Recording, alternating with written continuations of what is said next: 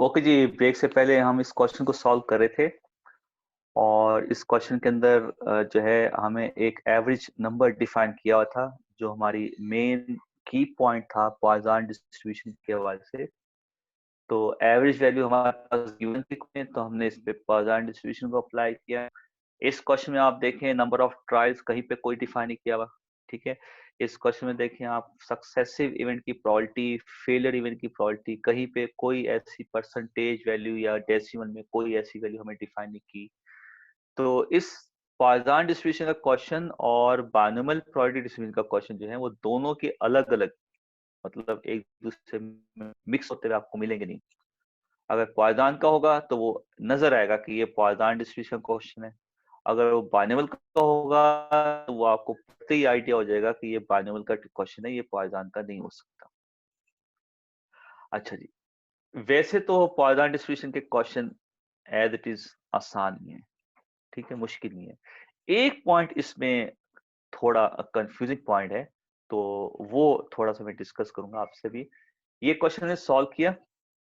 इसमें average value हमारे पास given थी 2 कार्स पर मिनट। 1 मिनट में पेट्रोल पंप पे जो है एवरेज 2 गाड़ियां आती हैं। तो यहां से हमें आइडिया हो जाएगा कि एवरेज वैल्यू गिवन है तो हमारा एन कुछ भी हो सकता है, means n goes to infinite.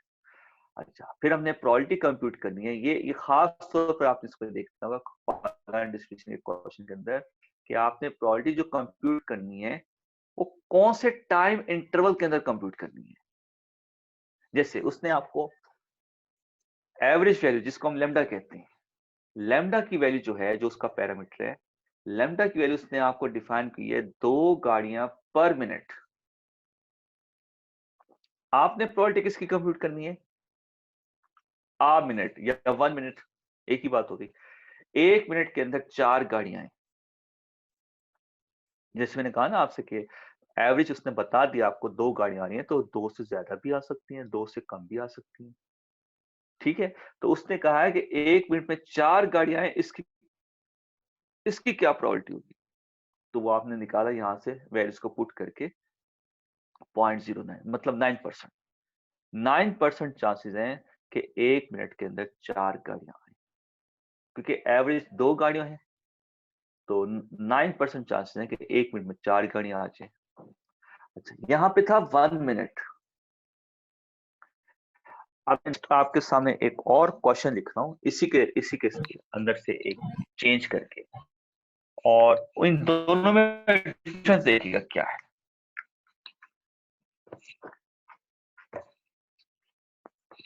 यही क्वेश्चन है हमारा। मुझे अब प्रोबेबिलिटी कंप्यूट करनी है। What is the probability that 5 cars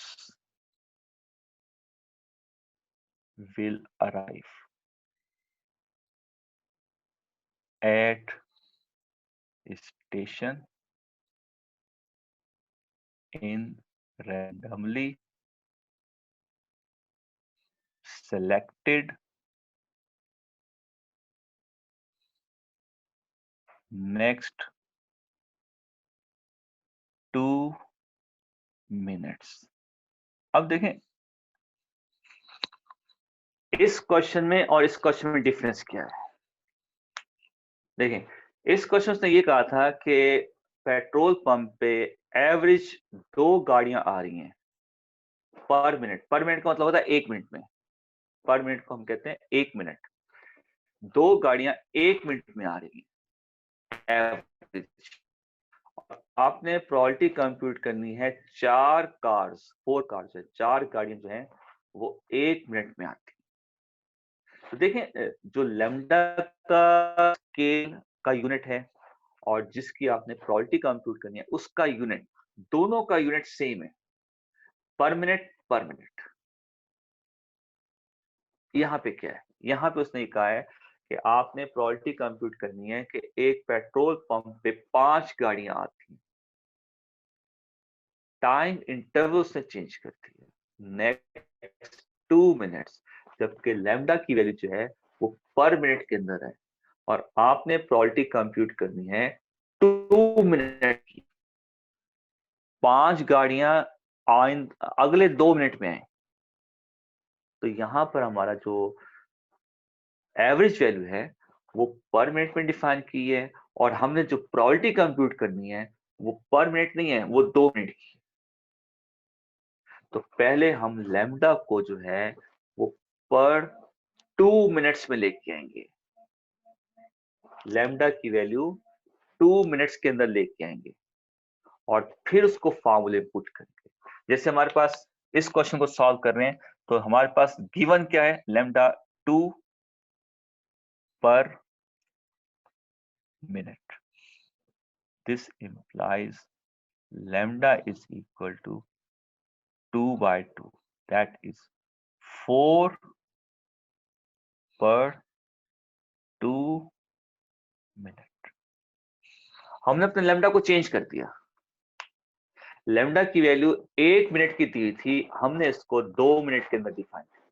अगर 1 मिनट की 2 है तो 2 मिनट की कितनी होगी, 4 हो जाएगी, 2 टू द 4। अब ऐसा क्यों किया, क्योंकि जिसकी आपने प्रोबेबिलिटी कंप्यूट करनी है वो यूनिट और लैम्डा का जो यूनिट है ये तो एक जैसे होने चाहिए। यहाँ पे एक जैसे थे, आ मिनट, यहाँ पे हमने नहीं किया। यहाँ पे लैम्डा तो वही है मिनट के अंदर, मगर जिसकी प्रोबेबिलिटी कंप्यूट करनी है वो 2 मिनट की है। तो फिर पहले हम लैम्डा की वैल्यू को 2 मिनट्स के अंदर देखें। 1 मिनट में अगर 2 गाड़ियां आ रही हैं तो 2 मिनट में कितनी आएंगी, 4 गाड़ियां एवरेज, तो लैम्डा हमारा 4 हो जाएगा। उसके बाद अपना फॉर्मूला लिखें, हमने 5 कार्स की प्रोबेबिलिटी निकालनी है, e raise power -4, 4 raise to the power 5 अपॉन 5 का फैक्टोरियल। तो e की पावर -4, e की पावर -4 कंप्यूट करें, इसका आंसर हमारे पास क्या आ जाएगा कैलकुलेटर से, ये आपका e की पावर -4 आ गया, ये आंसर आ गया 0.018।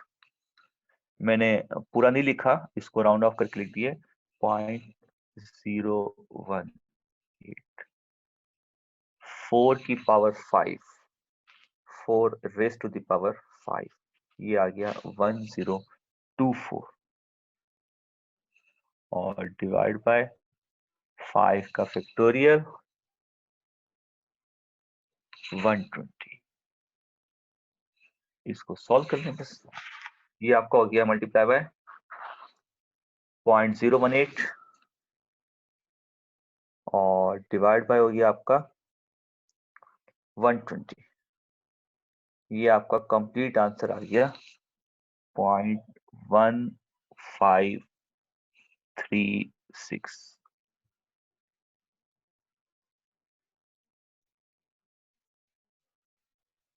बस पॉइंट डिस्ट्रीब्यूशन के अंदर सिर्फ ये एक पॉइंट होता है जिसको हम क्वेश्चन सॉल्व करते हुए जो है वो थोड़ा ध्यान में रखते हैं कि हमारे पास जो लैम्डा की वैल्यू का यूनिट है वो, और जिसमें हमने प्रोबेबिलिटी कंप्यूट करनी है, जिसकी प्रोबेबिलिटी कंप्यूट करनी है, और जो हमारा लैम्डा का यूनिट है, ये दोनों यूनिट एक जैसे होने चाहिए।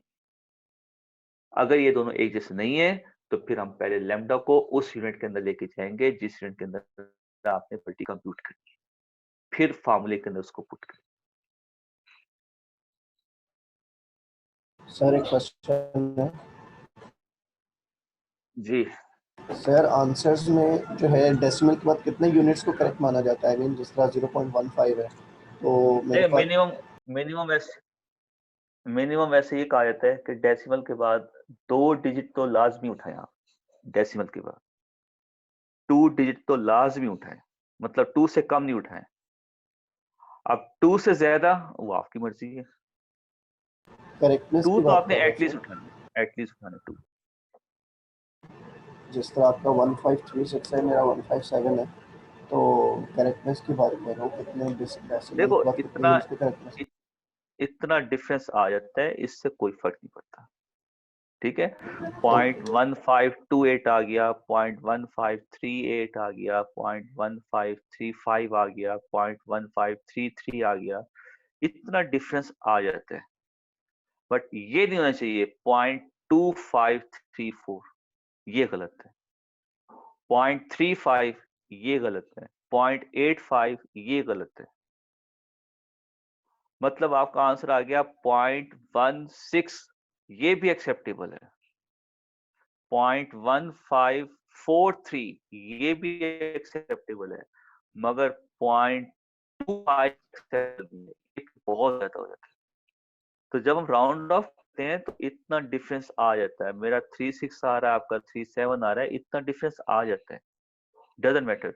बट ये नहीं होना चाहिए कि मेरा 0.15 आ रहा है, आपका 0.25 आ रहा है, ये गलत आंसर है। इतना ज्यादा डिफरेंस नहीं होना चाहिए। 0.001 का डिफरेंस हो जाता है, 0.005 का डिफरेंस हो जाता है, 0.007 का डिफरेंस होता है, मगर 0.7 का डिफरेंस नहीं होना चाहिए। 0.7 का अगर डिफरेंस है तो फिर इसका मतलब टू मच, फिर कोई मिस्टेक हुई है। तो नॉर्मली डेसिमल के बाद 2 डिजिट, अगर उससे ज्यादा उठने हैं वो अब आपकी चॉइस है, 3 उठा लें, 4 उठा लें, वो आपकी चॉइस है। ओके जी, आज के लिए इतना काफी है मेरे ख्याल में। फिर नेक्स्ट क्वेश्चन फिर अगर हम करेंगे तो फिर हमारा टाइम जो पूरा पूरा हो जाएगा। फिर यस सर। या एक कर लेते हैं, या यस इससे सर, सही है इतना नहीं सर। काफी अच्छा, चलें ठीक है, ये आज के लिए इतना काफी है। और इंशाल्लाह फिर नेक्स्ट क्लास में हम इसके मजीद कुछ और प्रॉब्लम जो है वो फिर सॉल्व करेंगे। तो ये सर हमारा आपकी भी आगे डिस्क्रीट क्लास है? प्रोबेबिलिटी। जी आपकी क्लास है अभी आगे? जी क्लास है, आप कुछ पूछना चाह रहे हैं? नहीं सर, मैंने प्राइवेट पे सेंड किया था, मैंने लास्ट टाइम ग्रुप में सेंड किया था क्वेश्चन, तो रिस्पॉन्स नहीं आया था, तो इसलिए मैंने आपको प्राइवेट पे सेंड किया। अच्छा मैं देख सकता हूँ, वैसे मेरी क्लास है अभी थोड़ी लेट है, अगर आप कुछ पूछना चाहते हैं तो पूछ ले बेशक, ग्रुप पे सर सेंड कोई कर इशू नहीं, दीजिएगा, मैं आप बता। फ्री होके मुझे हाँ बता दीजिएगा। ठीक है ठीक है। अच्छा जी, ये डिस्क्रीट जो हमारा डिस्क्रीट प्रोबेबिलिटी डिस्ट्रीब्यूशन था, इसमें हमारे पास सिर्फ 2 ही फार्मूले थे। ठीक है, दोनों फार्मूले हमने वैसे तो कर लिए हैं, मगर ये पॉइजन डिस्ट्रीब्यूशन जो है इसके मजीद हम नेक्स्ट क्लास में क्वेश्चन सॉल्व करेंगे, क्योंकि नेक्स्ट क्लास में हमारा यही चलेगा टॉपिक। तो नेक्स्ट क्लास में इंशाल्लाह हमारा डिस्क्रीट प्रोबेबिलिटी डिस्ट्रीब्यूशन एंड, इसके हमने 2 ही फार्मूले करने थे हमारे सिलेबस में जो थे। तो इंशाल्लाह फिर नेक्स्ट क्लास में मैं आपको डिस्क्रीट प्रोबेबिलिटी डिस्ट्रीब्यूशन का असाइनमेंट भी दूंगा। तो असाइनमेंट हम देखेंगे, जितने क्वेश्चन में उसमें डिसाइड करूंगा, फिर उसके रिस्पेक्ट से उसका टाइम हम डिसाइड करेंगे। क्वेश्चन ज्यादा होंगे तो फिर हम एक हफ्ता टाइम नॉर्मली रख लेंगे, मगर इतना लेंथ हम नहीं करेंगे। छोटा सा असाइनमेंट बनाएंगे ताकि 1 से 2 रोज में कंप्लीट हो जाए। इंशाल्लाह नेक्स्ट क्लास में हमारा टॉपिक एंड हो जाएगा। ठीक है, इसके मजीद हम प्रॉब्लम सॉल्व कर लेंगे। ये टॉपिक हमारा नेक्स्ट वीक में एंड हो जाएगा। फिर नेक्स्ट वीक में आपको क्विज दे दिया, नेक्स्ट वीक में आपको एक असाइनमेंट दे दिया। इसके बाद फिर हम आ जाएंगे कॉन्टिन्यूस प्रोबेबिलिटी डिस्ट्रीब्यूशन, उसमें हमारा एक फार्मूला है, उसको पढ़ेंगे। ओके जी, ये हमारा एंड हो गया। अब जो है आप अभी लॉग इन रहिएगा, मैं आपकी अटेंडेंस काउंट कर लेता हूँ।